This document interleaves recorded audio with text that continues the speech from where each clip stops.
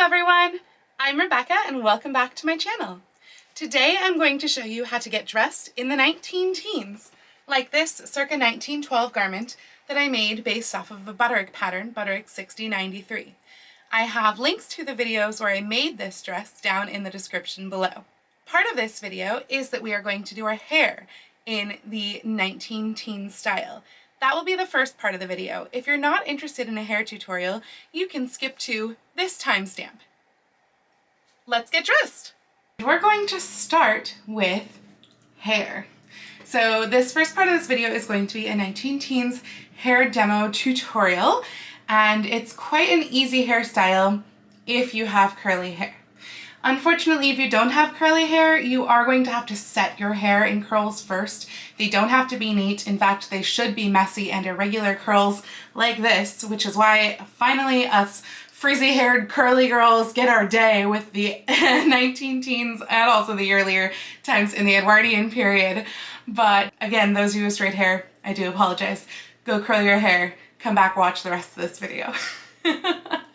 But the rest of this hairstyle is really quite easy. You will need a few simple items. You'll need a hair braid. Now what this is one of those kind of like, they call them braids of hair, but they're the big sort of tails of hair that aren't attached to each other. They'll usually have like a rubber band on one end. And what you're going to do is you're going to braid this up and twist it around and pin it in place. This is just one of those pieces that I keep with me always, and so that's why I'm not doing this in that video. It was already living like this, and it has been living like this for quite some time. If that said you are interested in a quick tutorial on how to just quick make a braided chignon, please do let me know and I will make a video for that. In the meantime, we're just going to use this one that I've already braided. The other things that you will need are a couple of small hair rats. Now, this is my hair. When I brush my hair, which I don't do that often, but when I brush my hair, I collect my hair off of the brush and I just sort of put it in a little receiver and then I rat it together. And so this is actually from several years ago when I did used to brush my hair a lot more, and so I was getting bigger rats, and that's nice. But what I've done is I've taken two small ones and I've pinned them together with a bobby pin, and I have two sets of those. These are gonna go one on each side of our head, so you do need two of these. The other thing that you will need is, of course, it wouldn't be one of my tutorials without it, Layright pomade. Not sponsored, but please sponsor me.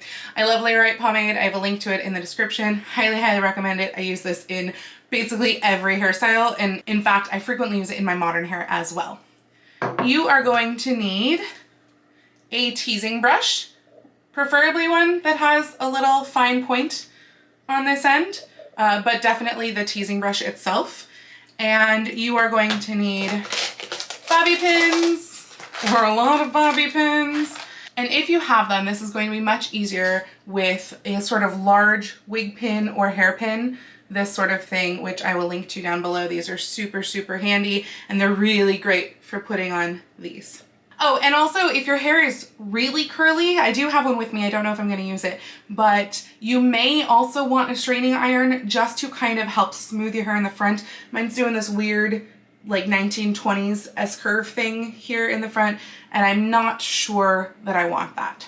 So I am starting out with just clean hair. I washed my hair this morning, I air dried it. The only thing that I've put in my hair, I always put in like a BB cream, CC cream, whatever it is, leave-in type stuff. I do that as soon as I finish toweling off my hair. And then I also always do a heat protectant spray.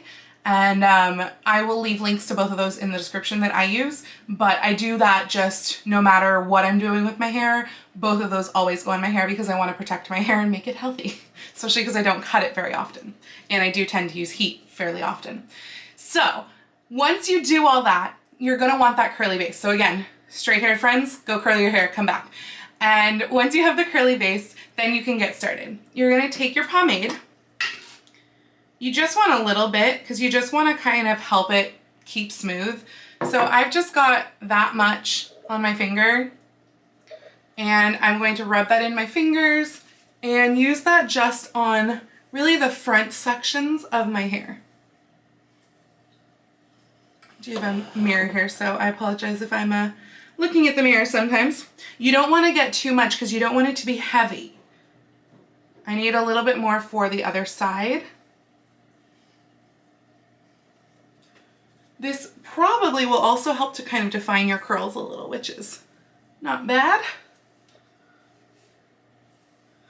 Okay, once you got a little bit of pomade in there, now you're going to want to start to part your hair. So I am going to part my hair about as close to the center as I can. I have a widow's peak, and so it doesn't like to go true center. So I'm gonna part it relatively center.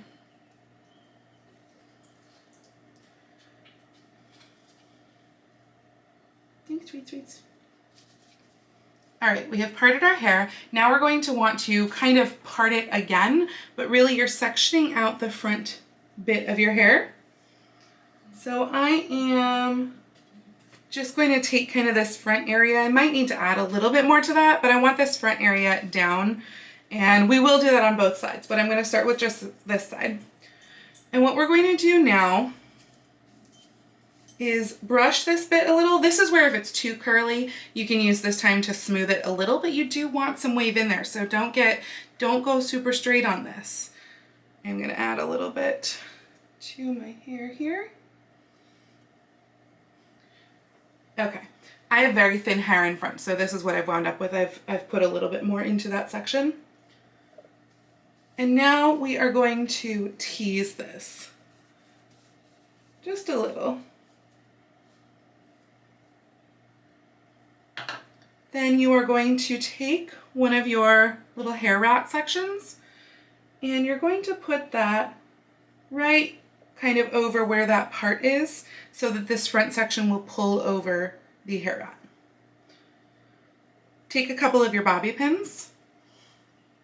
Mine is sliding apart, so I'm gonna stack mine a little bit better there. Take a couple of your bobby pins and put a bobby on either end, making sure that the tips of your bobby pins are poking into the rat and not poking up from away from your head into the sky. Once you have that in place, take this front section of your hair, smooth it out a little with your brush, and pull it over the rat. Now, you want to make sure if your rat's doing any sort of like flippy thing inside, just kind of fix it. I'm actually going to give my hair a little bit more teasing down in this lower section and a little bit more pomade as well.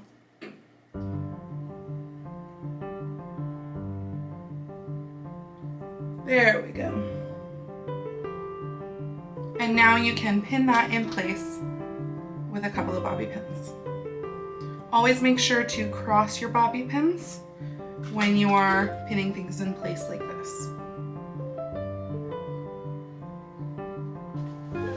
So that is what that should look like.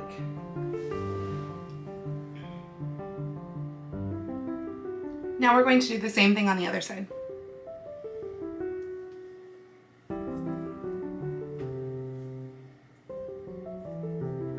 Section out your hair.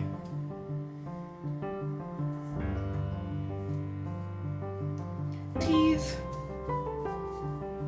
I'm gonna again add more to my section.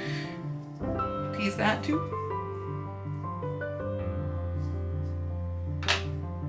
Take our little rat.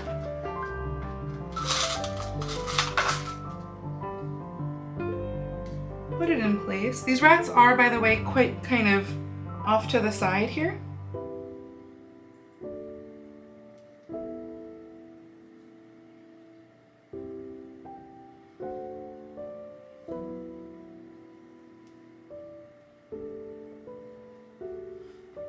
And pull up the hair over the top, tucking in the rat and brushing your hair into place and pinning with the cross bobbies.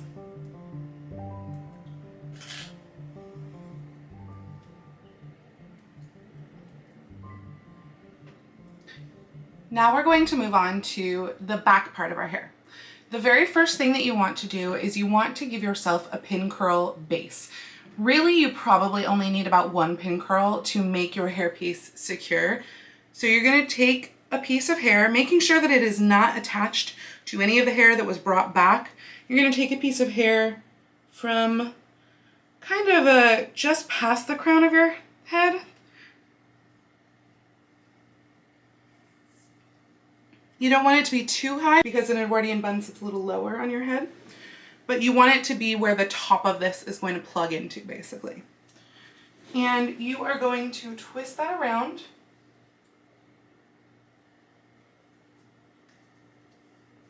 and pin that in place with crossed bobby pins. And hopefully you can see this.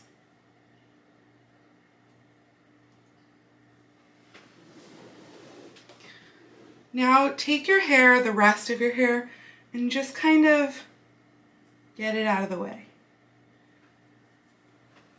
There we go. Now we take our hairpiece and we can put our hairpiece into place using that pin curl as a base. So make sure that it's at a level that you like. This is where I'm going to go with mine. And then use your large pins and you are going to go through your bun, and then in the case of the top one, behind and underneath your pin curl, sliding that pin all the way down. Do the same thing on the other three sides, as in sides and bottom, of the rest of the bun.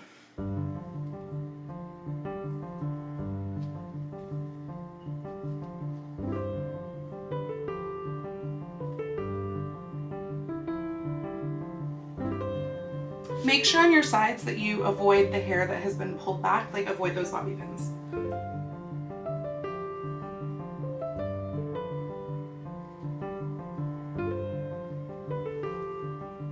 That is the bun. Now we're basically going to artfully arrange all of the rest of our curled hair or curly hair around the bun. So it is quite important that this bun should match your hair color. This isn't one of those where it's like, doesn't really matter.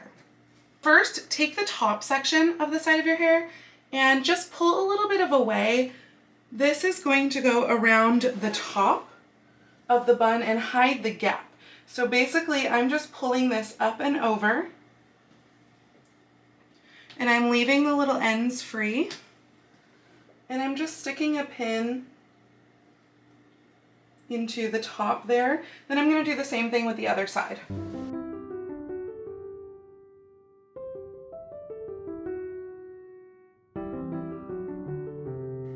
So again, pulling up and over and tucking that into place. And then the little ends, I guess one other thing that you might want, even if you have curly hair, is you might want a very narrow barrel curling iron. I believe I have one that's a 1/2 inch, and that's a really good one for doing some of those super narrow curls, because like mine right now, they're bordering on too frizzy and not curled enough for those ends, but because you want those ends to artfully arrange themselves, basically. Then you're going to take the rest of your hair and do kind of the same thing. You can twist it a little, but you're going to pull it back away from your face and arrange it over or into your bun, depending on the length of your hair. And you're just kind of pinning all of these sections into your bun.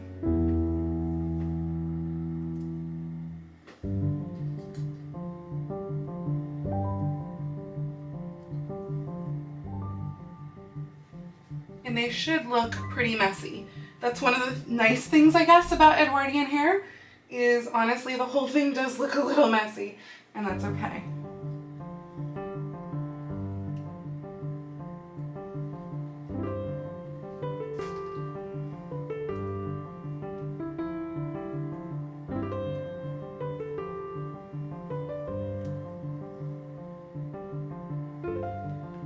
So don't pull anything too tight, just pull loosely, stick pins randomly, which is why I'm doing this without a mirror at all.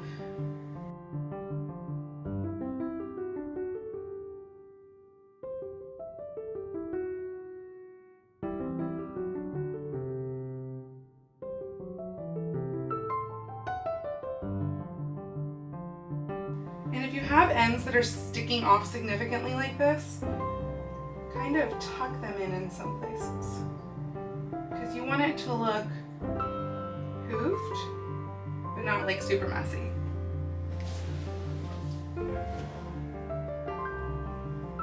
This is where you could also curl those. I didn't grab my curling iron out, so I'm not going to curl these ends today. I'm just going to help pin them a little bit more.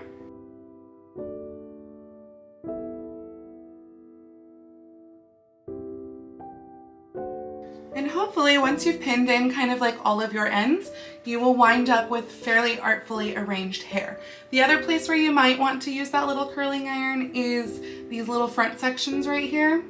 Mine are kind of curling together. They're just not really like adhering, and they're kind of sticking out from my face. If this was me going to an event, I would go ahead and curl them with the curling iron, but I did not set it up, so it's not happening for this video. But here's our relatively messy 19-teens Edwardian hairstyle.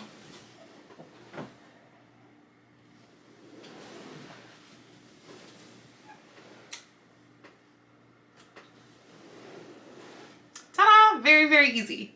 Now it's time to get dressed in the rest of the outfit. It's time to get dressed as someone from the 19-teens. I already have on a base layer of very historically inaccurate undergarments consisting of a modern bra, the ribbon strap chemise that I made a couple months ago, a pair of bloomers with elastic in both the knees and the waist, and knee-high stockings from Walmart. I don't go for a lot of the actual undergarments that they wore in the 19-teens. They tended to wear combinations, which is like a one-piece top and bottom, and also they really didn't have much as far as bust support goes. You do get the advent of modern brassiers, but it was not super common. Not everyone wore them, and the corsets were under bust, and you know what? I don't like that. So I wear modern bra with mine. Now it's time for the shoes. My shoes are on their very last feet, but I love these shoes. These shoes are from Beacon. I bought them at Bedford Fair, which has long since gone out of business, I guess. And I made these shoe clips from little sparkly things that I found at Michael's. So they're just about dead. The pleather has started to peel and crack because I got these in 2011, but I still like them, and I'm going to wear them until American Duchess comes out with more light colored or ivory shoes now that they're carrying my size 12. A lot of times, since these shoes slip right on, I'll actually put them on last.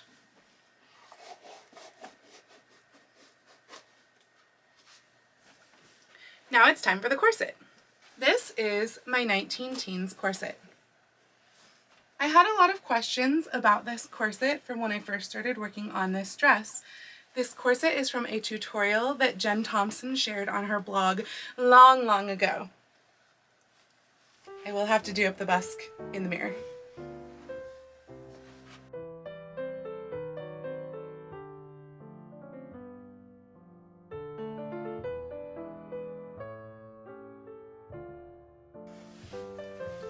As I mentioned before, it goes under the bust, and it also covers the hips, although the boning stops right at about the hip level.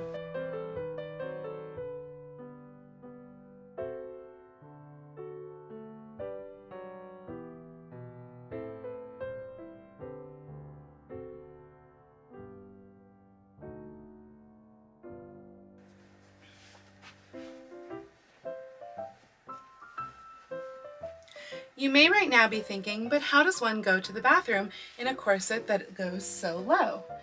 And the answer, if you were an Edwardian, is that you were wearing combinations, and combinations involve split crotch drawers on the bottom.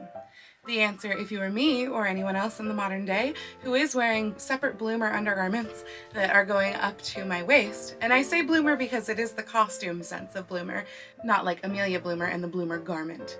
But the answer nowadays is that you can actually, because there's no boning in here, you can actually flip up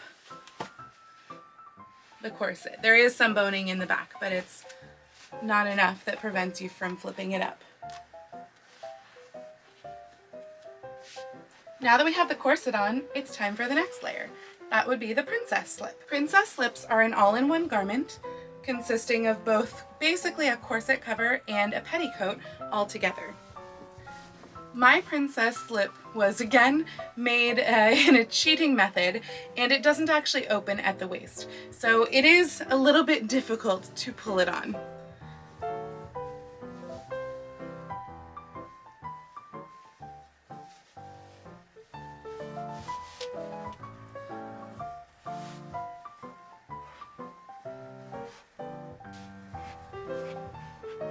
And this is the princess slip. Not too much volume, just enough to give your skirts a little bit of oomph and also just help keep those lines nice and smooth. Now it's already time for the dress. If you've missed the rest of my series, this dress I just recently made a couple of weeks ago, and I will link to those videos in the description.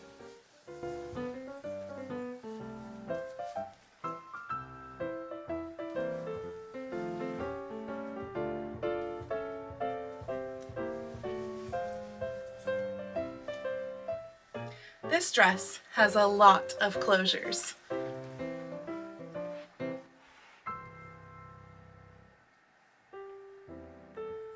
I believe there are a total of 17 hooks and bars on the exterior lap of the garment, and there are additional 8 or so on the interior.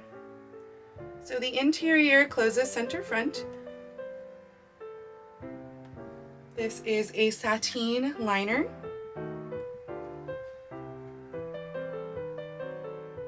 And it closes with hooks and eyes. And then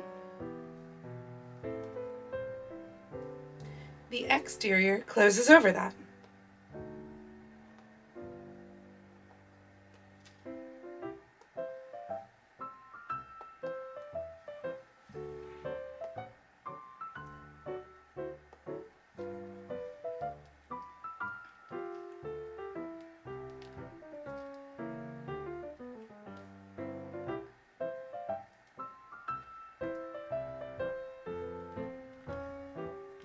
A little bit harder when you're doing it by feel and not in the mirror. There we go. The buttons are actually all faux. It's all the hooks and eyes. Then at the top, this snaps in. Now I don't know for sure whether they would have had a piece that would have snapped in or if they would have used some other method. I do believe snaps were already in use at this point, but I don't think they were very common. The reason that I use snaps on this section is so that the whole front section can be removed for if I'm wearing a gimp underneath. And if you're not sure what a gimp is, watch my video where I'm examining 2 antique gimps. Now it's already time for accessories. A pearl necklace,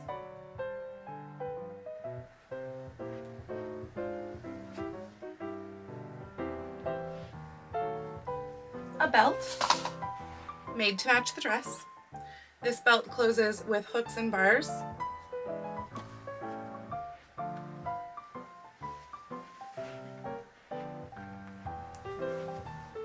And has a slide buckle. A hat, also made to match the dress. And I have a link also to how to make this hat down below. It's very, very easy. Normally, I would of course stick in several hat pins as well. And you can't forget the gloves.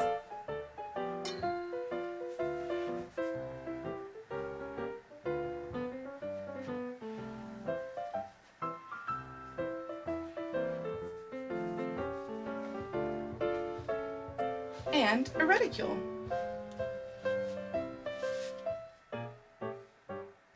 And now we're ready to go out for the 19 teens. Thank you for joining me on this video. I do hope you enjoyed it and that it was interesting and entertaining to you. Let me know what you think about the portrait mode format, by the way. I feel like it works a little bit better for the getting dressed videos, but if it annoys you, I really want to know. If you liked this video though, please do go ahead and click the thumbs up icon. And if you'd like to see more videos like this from me, please go ahead and click subscribe and the little bell icon to be notified every time I post a video. I do post videos on here twice a week, with my vlogs on Tuesdays and regular content out on Fridays, but I post every day over on my Instagram, so please go follow me on Instagram. That's at Lady Rebecca Fashions. If you would like to support me and all that I do on this channel, I have links to my Ko-fi account down below. Once again, I really do hope that you enjoyed this video, and I will see you very soon in my next video. Happy sewing!